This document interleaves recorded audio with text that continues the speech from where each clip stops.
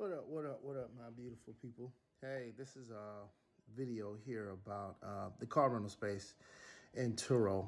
As most of you know, if you don't know, I have a car that I rent out on various platforms called Turo and Hyrecar. So what I wanted to talk about was my experience with them so far. There's been some ups and downs with it, but I just want to explain a little bit about, how the platform works. I was able to get a car up under my business only, and things like that. So I guess the first thing I want to go into is that I bought a 2018 Toyota Camry. I think the payment was a little bit up under $400 a month.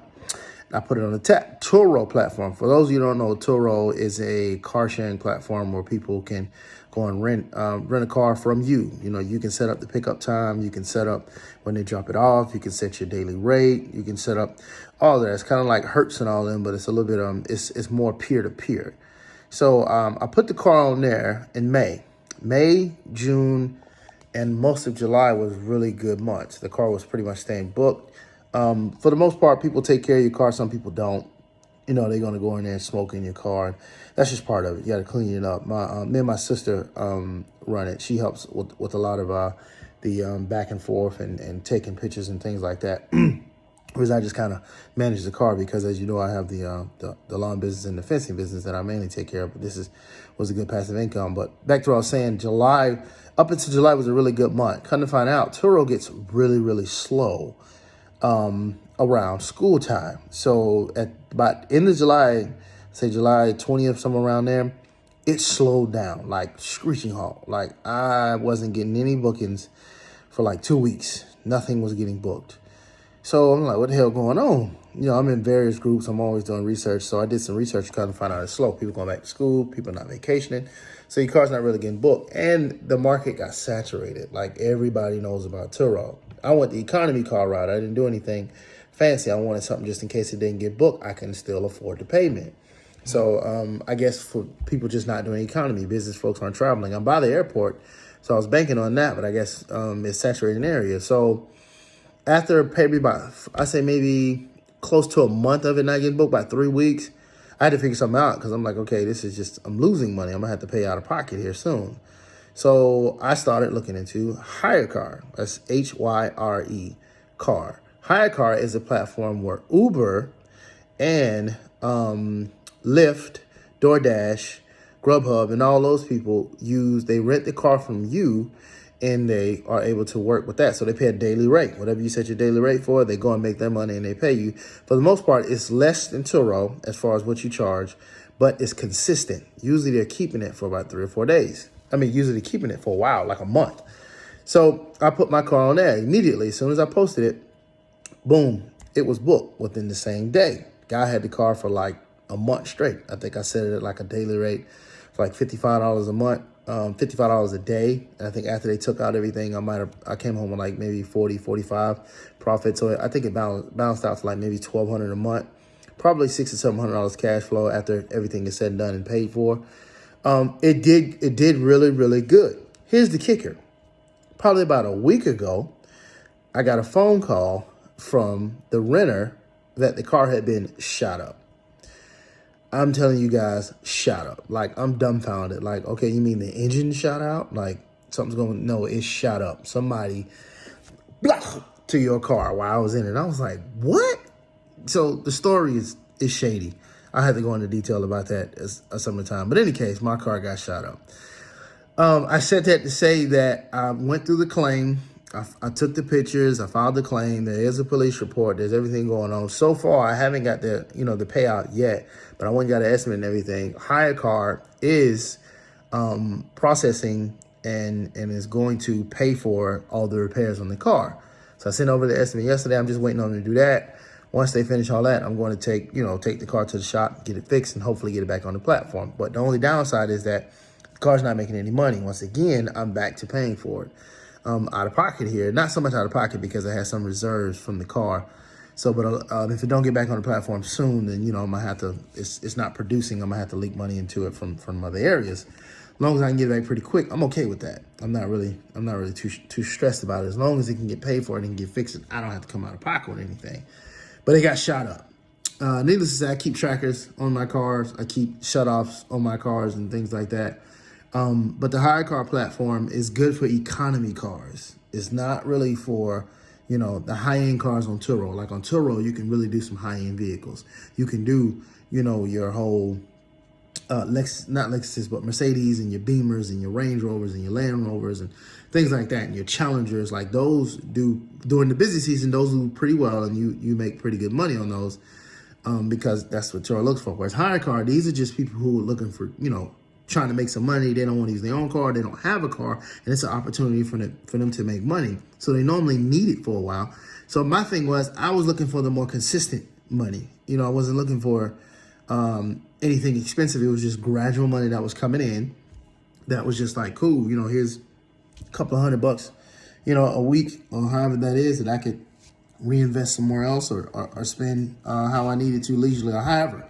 That's how I was looking at it. So that car is on Hyrecar. So the next chapter that I did was I built my business credit up. I want to break down how I did that real quick, but I built my business credit up to be able to purchase a vehicle under the business name solely. My name is not attached. There's no credit or anything on there. So I had a Pathfinder. It was a 2016. I went to the dealership and I traded in the Pathfinder. I had to roll over some negative equity. So I rolled over some negative equity and I got another economy car. And I got something, that's affordable once again. Even with the negative equity, the numbers were still, is higher than what I would like to pay for this car. It's a 2022 Toyota Corolla. I'll shoot a picture of it at the end of this video and put it in there. It's higher for the type of car that it is, but it's still lower note than I was paying on the Pathfinder because my mindset was the Pathfinder was a little older. It had some little scratches and dents and needed some work done on it, that it just wasn't going to do good on. First of all, the Turo platform is slow. It's not a high-end car, and it wasn't going to do on Hyrecar. So I was like, okay, if I can get financed up under the business name, I'll get this car off my credit, which I did. So the Pathfinder was up under my personal name. I traded it in and got the 2022 Toyota Corolla under my business name. So that took off. I think I owed like 18 grand on the Pathfinder. So I rolled off the remaining balance onto the Corolla. And I no longer, well, it hasn't reported yet, but when it does, because I just did it like 3 weeks ago, it no longer reports. I've taken off 18 grand off my personal. I have the Toyota also on my personal because at the time my business credit wasn't where it needed to be in order to get the Toyota Camry, but the Corolla is. So now I have that was also a strategic move. So now I have like 18 grand off of my personal credit, which lowers my debt to income ratio, which that's a whole other thing that I'm working on in order to get more funding for the business and real estate investing. Your credit and debt to income is a big thing if you want to start getting like some loans, things of that nature. So what I want to do is I want to explain a little bit about business credit, just a basic setup. There's groups that you can search in Facebook to where you can, they'll give you all the answers and everything you need. But just the initial, I've been doing this, I did a little bit slower.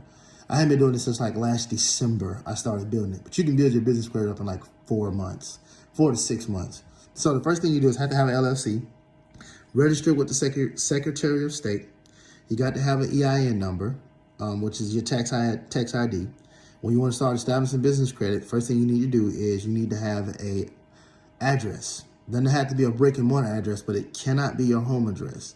So what they normally do is you can get a virtual address. You can pay like $50 a month for a virtual address where you just find a company, they sell your address, you can get mail there and everything. There's one usually in every city.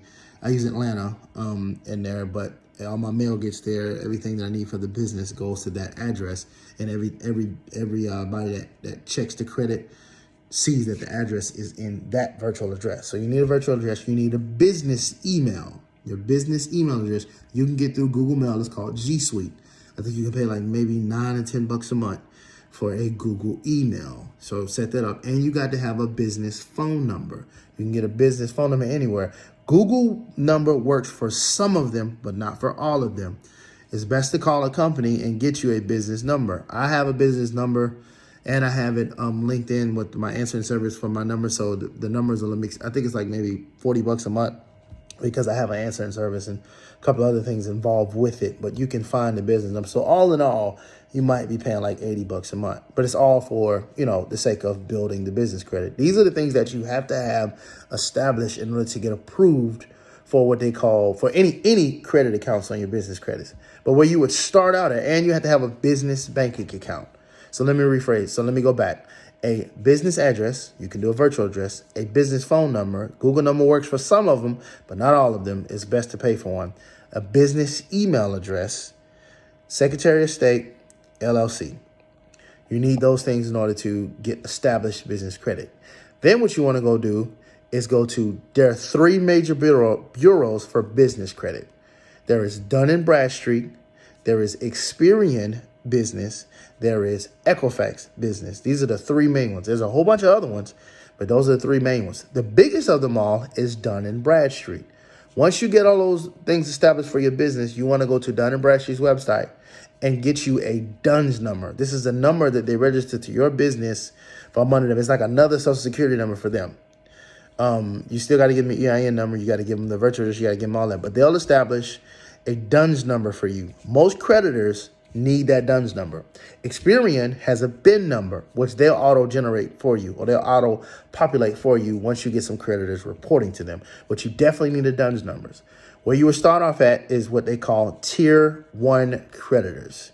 Tier 1 creditors are net 30s, meaning that you have 30 days to pay off the balance of something you order. There are various websites that report to usually two or all three or either one of those three major business websites. So Uline, Granger, Quill is another one. I think I use a company called Strategic Networking. A couple of those, you can literally just go on YouTube or in Google and Google Business Net 30s that reports. Because there's a bunch of them, but all of them don't report. You need them to report. You go in there and you set up an account with them, and then you click that you want to be billed 30 days out. You want to be on a net 30 term. They're going to ask you for all the information that I stated earlier. They want your business address. They want your bank number. They want all of those things from you. All those things I listed, update on there. They're going to verify it. If you got everything in order, they'll update it. Boom, you'll be in there. So once you get those in there, you want to in order to get to the point where you can get a car, you need about 12 trade lines reporting. And those different net 30s and different accounts I'll explain here in a second are called trade lines. So Uline, Granger, Quill, Strategic, all of those are trade lines. That's Tier 1. You want about 3 or 4 of those. And all you got to do is buy something over like $70 from each one. And then they'll report usually within about a month. That'll be 4 trade lines right there. When you want to start, then your next level would be store cards and fuel cards. I have about 3 fuel cards. I have WEX, which is the big bank that banks most of these gas stations, so I can use that card anywhere. I have BP and I have a Shell. Those 3 cards, WEX and the BP also let me use it for maintenance. With me having fuel and I have to stop by stores and buy tires and I have to buy a lot of maintenance for my equipment and things like that, it helps me along. It helps me float along instead of always having to go into my actual cash flow. I can make my money, and then at the end of the month, it's easier for me just to pay off what I spent versus, having to dip into my money, things like that. That's the good thing about credit. It gives you a little float in order for you to maintain your cash flow. So those are tier 2 is your gas cards. Once you have about 2 or 3 of the Tier 1, you can get to Tier 2. Tier 3, or this is still Tier 2 really, is store cards. So I have a Sam's Club card. Capital One actually will give you a card, but they check your personal credit. So I will say this is what I found out recently. When you want to start getting like actual credit cards in the business name and getting like funding, you have to PG it. Unless your business is making over anywhere from like $3 to $4 million revenue, they want a PG. So when I say PG, I mean personal guarantor, meaning you have to co-sign on it. So when you see these people with American Express cards, you see these people with Capital One cards, or you see these people with Chase cards in their business name, what it is that they personally guaranteed it. The companies, some of them don't report to your personal, they only report to your business. So your personal, whatever payments, whatever history is not on your personal, and that's not hurting you on your personal credit as far as debt to income. But your business utilization and maxing out a card doesn't hurt you like on personal does. So they only report to your business. Some of them, you have to check with that. Those are the bigger cars. But getting back to the car, you need about 12 different trade lines in order to get a car.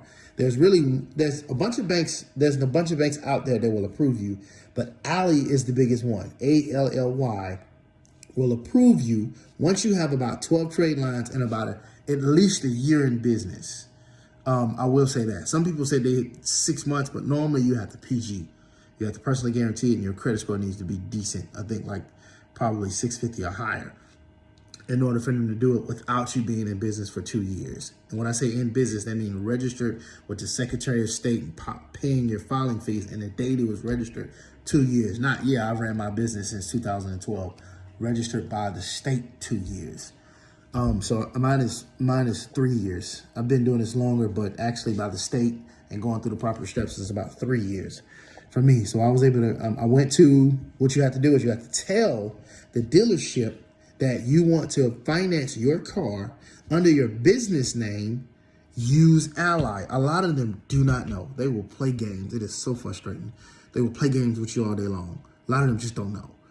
Go to them, tell them you're using Ally Bank or Ally, however they pronounce it, and then you want to get the vehicle financed up under there. Depending how long your business has been in business, how many trade lines you have, how much revenue you have will dictate your interest rate. Being fairly new business and not having a high revenue, it's a high risk for this bank, so the interest rates are a little bit higher. You can negotiate in there. That's what I do, because the dealership always puts their 2% on there. I negotiate my ass off, and it depends on how much you're rolling into. I had a little bit of higher interest rate because I was rolling over negative equity, so I got like 9%. I was trying to fight and get 5, but they would only do me for 9. They were trying higher, and I refused. I was like, I'm not gonna get the car if you guys can't bring it down. So they bring it down to 9, and I just set up for that because this car is also going to go on the Hyrecar platform. It's going to pay for itself. That was the whole intention of doing it, getting it off my personal credit, putting it on the business credit, and then letting the car make the money to pay for itself, turning liabilities into assets. That's my whole goal, and using and leveraging my business credit to do so. So I just wanted to explain that, break it down a little bit, show you guys how you can use your business credit to start getting assets. I'm in the real estate space. So businesses and things like that, you can get established in the real estate under your business name, but they will PG because you're dealing with a lot more money. You're dealing with, 50,000 plus when it comes to that. Credit cards are a lot higher. Credit lines are a lot higher. So if your business isn't bringing in heavy revenue, they're going to check your personal credit. Your personal credit for those need to be about 690 and higher. You need no derogatories. You need no collections. You need no bankruptcies for a lot of these stuffs to get on there. So, there's plenty of people out there fixing and cleaning credit. Or you can do it yourself. There's plenty of videos that show you how to do it yourself. But I just wanted to give a breakdown from my experience of Turo and being able to purchase a vehicle in my business name. So I just wanted to share that with you guys. I'm going to put a picture in this video. Click the, there's no link on here, sorry. If you got any questions, comment below. Anything I can possibly help with. If I have the time, I'll definitely give you advice, tell you some of the websites to go. It's a bit of a longer video than I normally do, but I just wanted to share that because I think a lot of people are in this space, just don't know how.